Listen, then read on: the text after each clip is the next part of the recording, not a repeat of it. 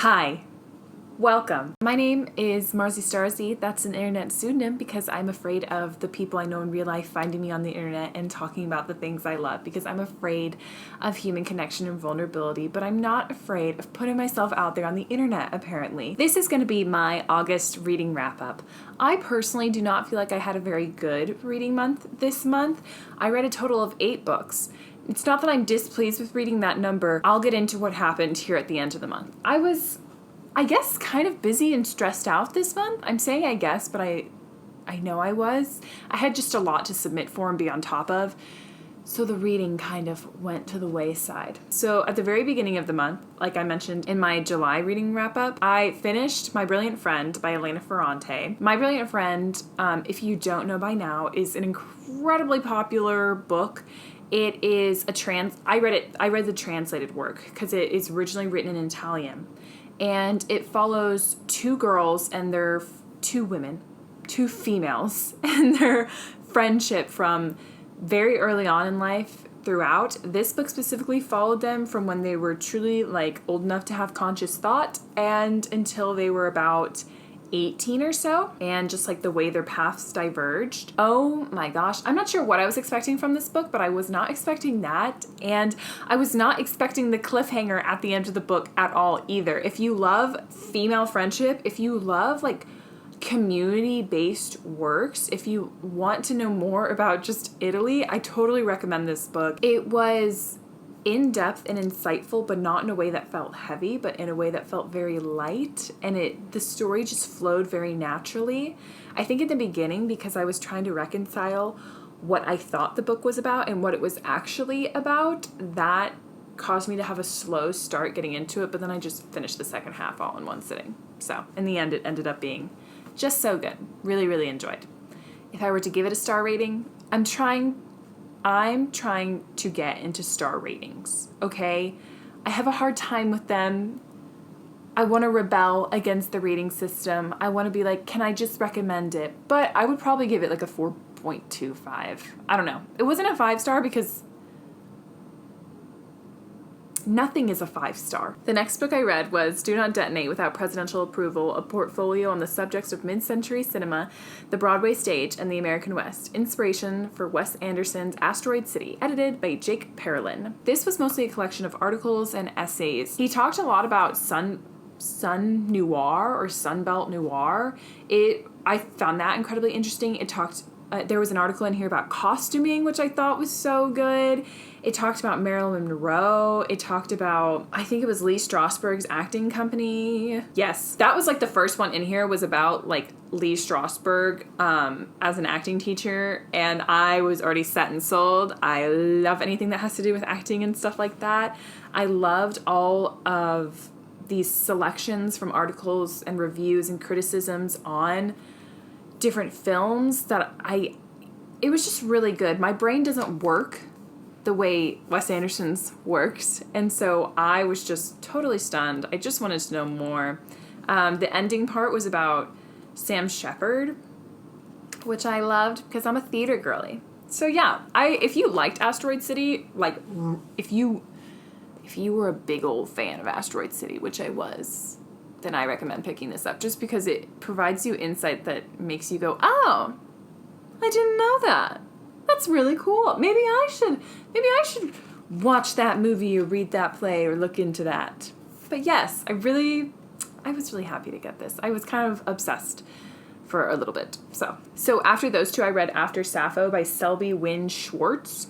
I think it was the Booker Prize winner last year. It was really good. I'm on my Sappho kick after I read Eros the Bittersweet by Ann Carson at the end of last month for my book club. I needed to know more. I also am trying to do this thing where every 2 to 5 books I'm reading a nonfiction text so I can get some diversity and variety in what I'm reading. It's not just story consumption all the time. This book was formatted in a really unique way. It would be the person's name in bold at the top, and then a paragraph or a page just about what they were up to during that time.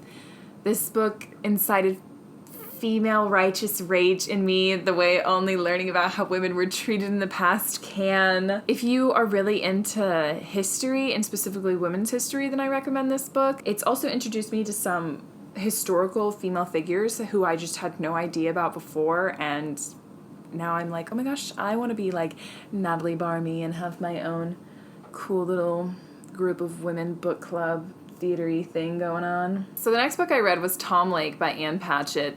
So popular right now. I attempted to do my first big book video on this book. If you look up this book, everyone's gonna be like, Ann Patchett does it again. This is the perfect summer read, which I'm confused about because this book definitely takes place in winter. It takes place partly in summer, but to me, it took place in winter. If you've read the book, I feel like you'll know what I'm talking about. And if you don't, then I need to work more on describing and communicating. I'm still in thought over this book. My friend is reading it, so I'm going to have a real life person to talk to about this book. I have much to say, but it doesn't all come out quite right. If you want to know my in-depth opinions with like text and citations and chapters, and I'll address certain things, it's not super spoilery, but if you want to go into the book blind, which I usually do just for Ann Patchett's works, then maybe don't watch my video, but you should watch it just because you want to support me and you've fallen in love with me as now your new favorite booktuber. The book I read after that was To Die For, How Toxic Fashion is Making Us Sick and How We Can Fight Back by Alden Wicker. The only reason I decided to pick up this book and put myself in line for it at my library was because I saw Alden Wicker's TikTok, and this counted as my next like nonfiction book. Given the subject matter on the book, it wasn't a book that was going to make me feel very happy and la la la about the world. She has this section about solutions, and it didn't make me feel any better. I just felt very glum after reading it. I don't know if I can necessarily, with full heart and love, say that you should read this book because I don't know. I don't want to say I didn't enjoy it because this is still an important thing to talk about, but yeah. The book I read after that is The Short War by Lily Meyer. If you can't see, it says advanced reader's copy at the top because that's what I am these days. I'm an advanced reader. It's going to be published in April of 2024. 5 stars. 5 stars. I know early on in this video I said I don't believe in a star rating, but 5 stars. This book was so good. This is the summary for The Short War. When 16-year-old Gabriel Lazarus, an American in Santiago, Chile, meets Caro Ravest, something clicks. Caro, who is Chilean, is charming, curious, and deeply herself. Gabriel dreams of their future together, but everybody's saying there's going to be a coup, and no one says it louder than Gabriel's dad, a Nixon-loving newspaper editor who Gabriel suspects is working with the CIA. Gabriel's father is adamant that the moment political unrest erupts, their family is going home. To Gabriel, though, Chile is home. Told in 3 distinct voices, Short War brings together a rapturous teenage love story set in Chile, the hunt for the author of an eye-opening literary detective story, and a complex reckoning with American political intervention in South America. Shaped by the geopolitical forces that brought far-right dictators like Pinochet to power, their fates reverberate through generations, evoking thorny questions about power, privilege, and how to live with the guilt of the past. Don't let that intimidate you. When I saw the word geopolitical and then guilt of the past, I got scared and nervous. I was like, oh my gosh, I'm scared and nervous. Don't be. This book is so good. You will love this book. That's truly all I have to say. I read a play, Plano, by Will Arbery. Will Arbery is one of the writers on Succession. Was one of the writers. It's over now. It was really good. It was kind of an experimental work exploring 3 sisters that does not necessarily take place in Plano. Plano is an idea in this. I'm from Texas, so this was also a big draw for me. I was auditioning, and I also was looking for monologues, and someone had recommended this to me, and I did end up using one from this. So yes, 5 stars, honestly. I love a good little experimental play, and I kind of become obsessed too in the end. Very, very good. The last book I read for this month was one I truly skimmed speed read. Venus and Aphrodite, a biography of desire by Bettany Hughes. Not that this book wasn't good. I just don't think I was in the mood for nonfiction, but I was forcing myself to read it anyways. It was about how the figure of Venus and Aphrodite has evolved through modern times, how in the beginning she, was a goddess and like she had her own temples, and now later on her image has kind of become perverted as this like overtly sexual being when she was so much more than that. I wrote a review on Storygraph. What did I say? Honestly, I mostly skimmed it. That's how my review starts. I didn't even give it a star rating because, once again, I don't believe in stars unless I guess I'm giving a 5-star. There were some fun facts in here that I didn't know about. Like, at one point, there was a group of people known as, like, the cult of the buttocks for Aphrodite. I thought that was kind of funny. There was something really fun and enjoyable about the obvious point-outs that the author had of the Venus-Aphrodite image now. So Freud's identification of power of what he called the pleasure principle and wish fulfillment established psychoanalytical guidelines that were eagerly employed by the advertising industry as triggers to tap into an individual's inner yearning and desires. So we have Gillette's Venus razors for women, promising to reveal the goddess in you, Dove soap for soft skin, and Venus-branded pomegranate juice. The gifts of Aphrodite were used now not to bind communities, but to aid self-fulfillment and self-absorption. I enjoyed that part. I didn't skim that part. I really read that part. So now let's talk about what happened at the end of my month. If you follow me on Storygraph, you have seen that I started 7 books, I think.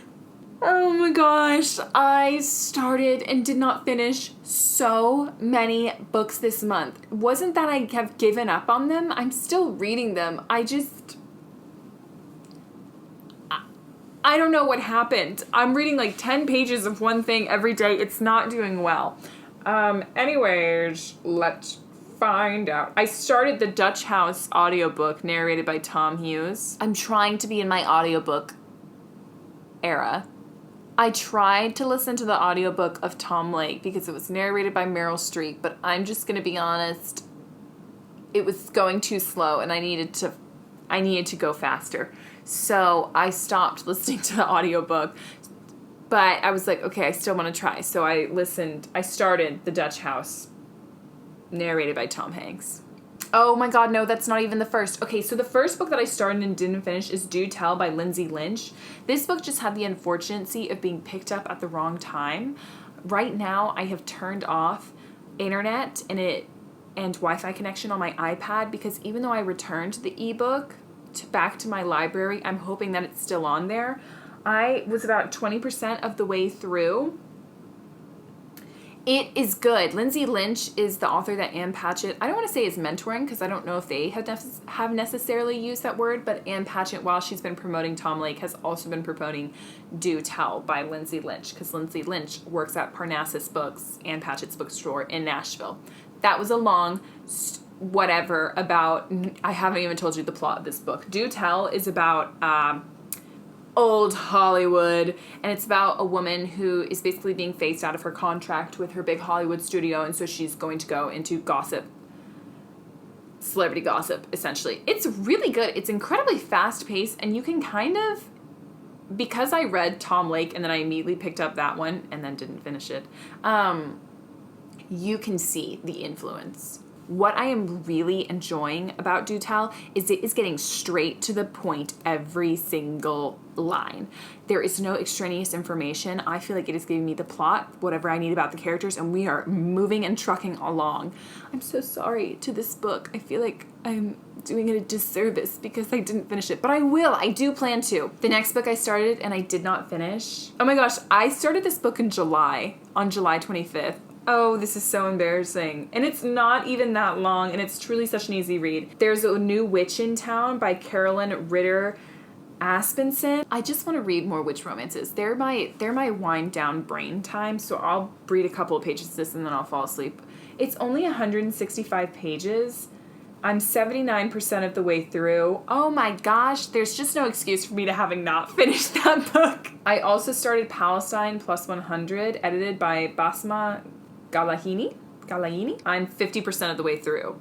This is a collection of short stories by Palestinian writers, and the genre they are under is science fiction, which I found incredibly interesting. I am not someone who is an expert on the Palestine-Israeli conflict or anything that goes on in that area of the world, but I always think it's important to read more about it. I'm trying to not be so afraid of the things that I don't know, and instead just read and try and form my own opinions and just try and see life through the eyes of others. So far, it's been really, really good.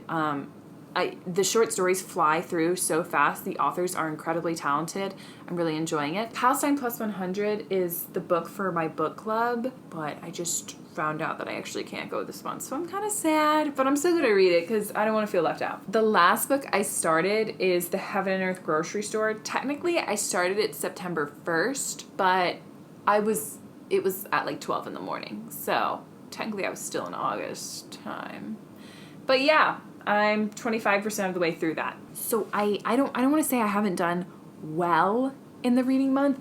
I just got really disorganized with my reading there at the end, and now I don't like having a bunch of rollover reads into the month. If you have one takeaway from this video, please read The Short War by Lily Meyer. Put it on your to buy, put it on your TBR. This was such an incredible book. I can't recommend it enough. That was what I read for the month of August. It was only 8 books. It was kind of chaotic. I'm feeling embarrassed. Anyways, I hope that you decide to subscribe. Let me know if you've read any of these books. Please yell at me in the comments and be like, girl, you need to finish those books. Don't just half start and not finish. All right, thank you for joining me. I hope you have a beautiful, brilliant day, and be safe.